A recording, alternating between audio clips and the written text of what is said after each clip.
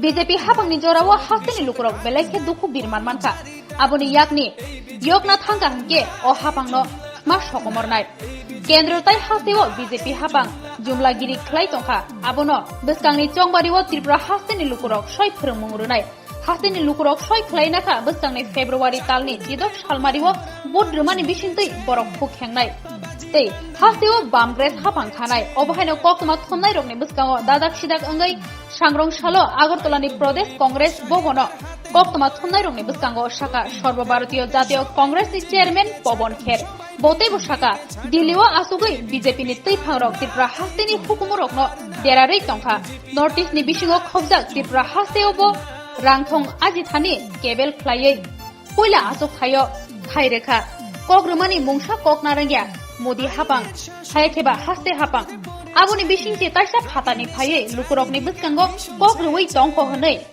सेजावै कक्तमा थुनायरंनि बसकांगो ककनारखा जवान देश में यहाँ सबसे ज्यादा जवान और नौजवानों की हमने क्या हालत कर दी बेरोजगारी से यह भी पूरा विश्व देखता है। व्यापार के नाम पर क्या हुआ यहाँ? क्या कोई नई इंडस्ट्री आई जिससे रोजगार प्राइवेट सेक्टर में आ सके? नहीं आई। और जो छोटे और मध्यम दर्जे के उद्योग होते हैं वो बंद होते चले गए। पॉलिटिकल वायलेंस, राजनीतिक हिंसा के विषय में मैंने शुरू से ही अपनी प्रेस वार्ता उसी से शुरू की। लगातार रिपोर्ट्स आती हैं, हमारे वर्कर्स पर हमले हो रहे हैं, हमारे अजय कुमार पर, सरिता जी पर, सब पर हमले हुए।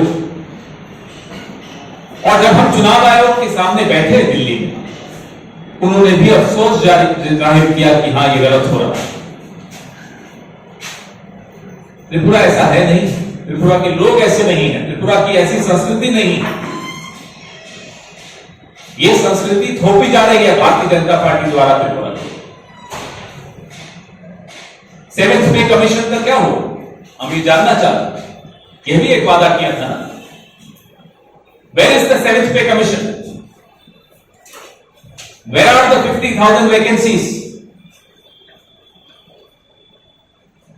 आप 5 साल पहले जो वादे कर गए थे, अब आप किस मुंह से वापस वोट मांगने आएंगे? हम मोदी जी से और अमित शाह से यह जानना चाहते हैं, नड्डा जी से यह जानना चाहते हैं।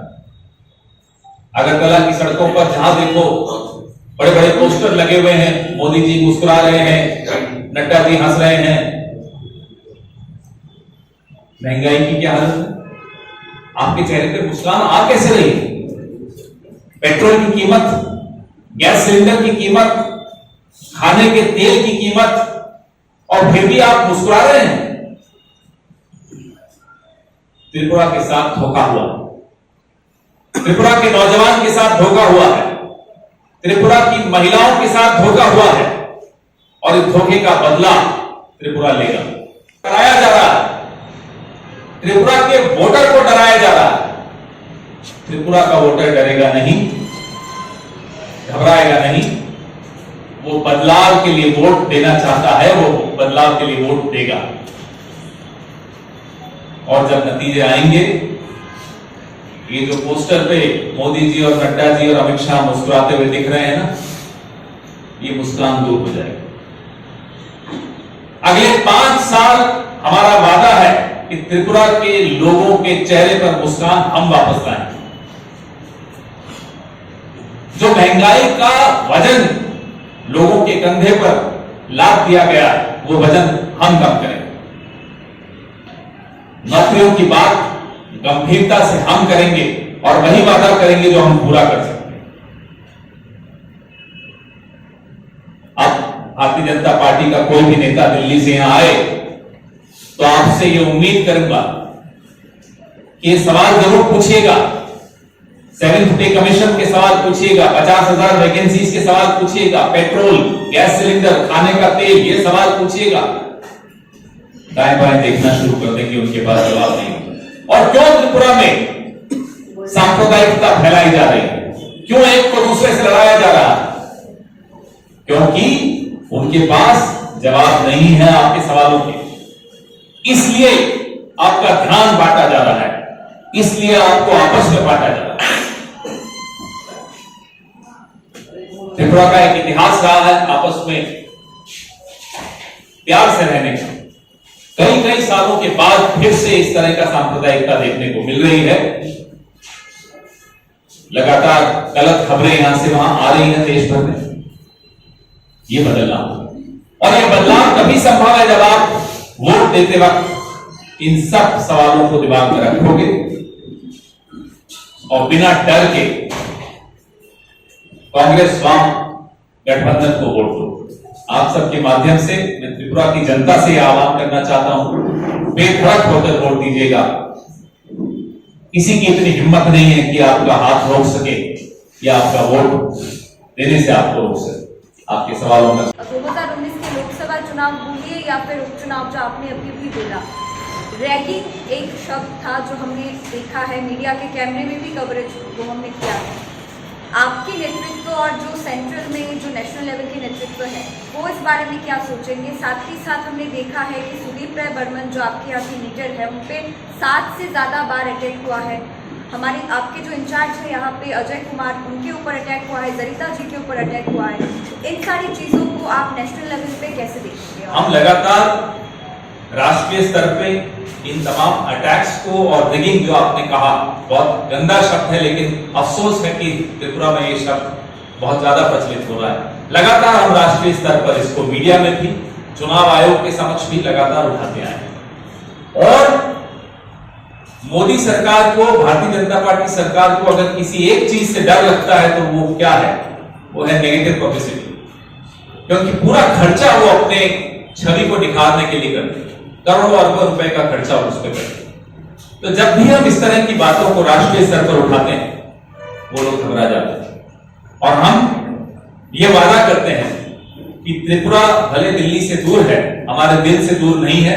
हम लगातार इन मुद्दों को उठाएंगे, दबाव बनाएंगे, चुनाव आयोग पर भी दबाव बनवाएंगे, राष्ट्रपति जी के यहां जाना पड़े तो वहां भी जाएंगे, और हर स्तर पर इन मुद्दों को उठाकर सरकार को मजबूर करेंगे कि फेयर पोल होना जरूरी है, निष्पक्ष चुनाव होना आवश्यक है।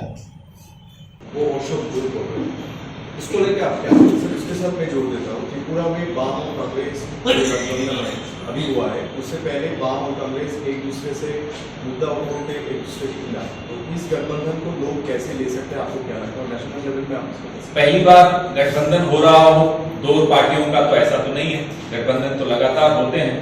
लोकतंत्र की ताकत इसी में है कि हम कुछ कॉमन प्रोग्राम्स बनाएं, उन मुद्दों पर इकट्ठे आएं और लोगों को एक अच्छी सरकार दे सकें।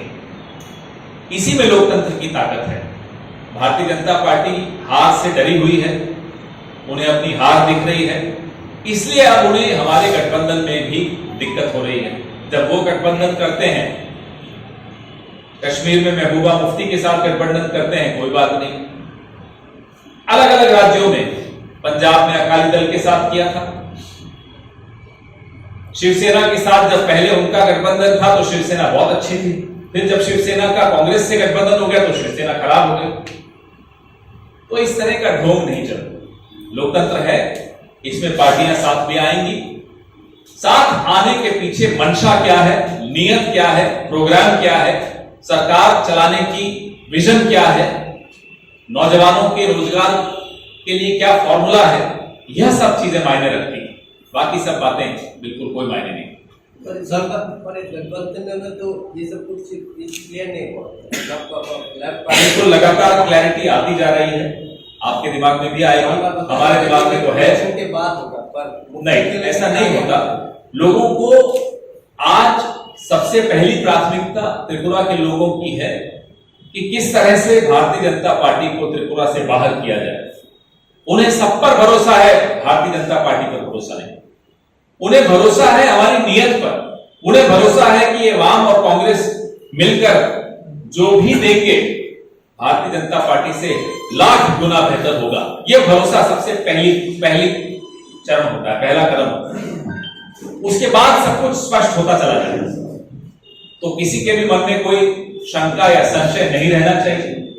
पहला वादा यह है कि जो आने वाली सरकार होगी, कांग्रेस और वाम गठबंधन की सरकार, वो एक बेहतर त्रिपुरा के नौजवानों के लिए नौकरियां, और एक स्वच्छ प्रशासन, शांत त्रिपुरा, जिसमें कोई अशांति नहीं हो, आपस में कोई वैर नहीं हो, कोई दुश्मनी नहीं हो, कोई झगड़े नहीं हो, इस तरह का त्रिपुरा हम देने का आपको वादा करते हैं।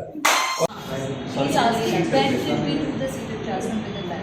अब तो आने वाले कल की बात करेंगे, तो कल गया कल वो गया कल, अब आने वाले कल में क्या होने वाला है वो सबके सामने है। लिस्ट कितने कैंडिडेट हमारे हैं, कितने उनके हैं, सबके सामने है। इसमें कोई बीजेपी बोल रहा है कि कांग्रेस एक नेशनल पार्टी होते हुए क्यों 13 सीटों में लड़ाई कर रहा है, बाकी सीटों में क्यों नहीं दिया, उससे ज्यादा क्यों नहीं? बीजेपी को त्याग समझ में नहीं आएगा, ये शब्द उनके शब्दकोश में है ही नहीं। Sacrifice is not a word in their dictionary, they will not understand this. वहां ग्रीड है, सेल्फिशनेस है, हमारे यहाँ ये सब नहीं होता। उन्हें समझना है तो आ जाए, थोड़े दिन कांग्रेस में शामिल हो जाए, हम उनको भी बुलाते हैं, आ जाइए, ट्रेनिंग ले लीजिए त्याग में और फिर जाइए। राहुल जी आने का कोई चांसेस है?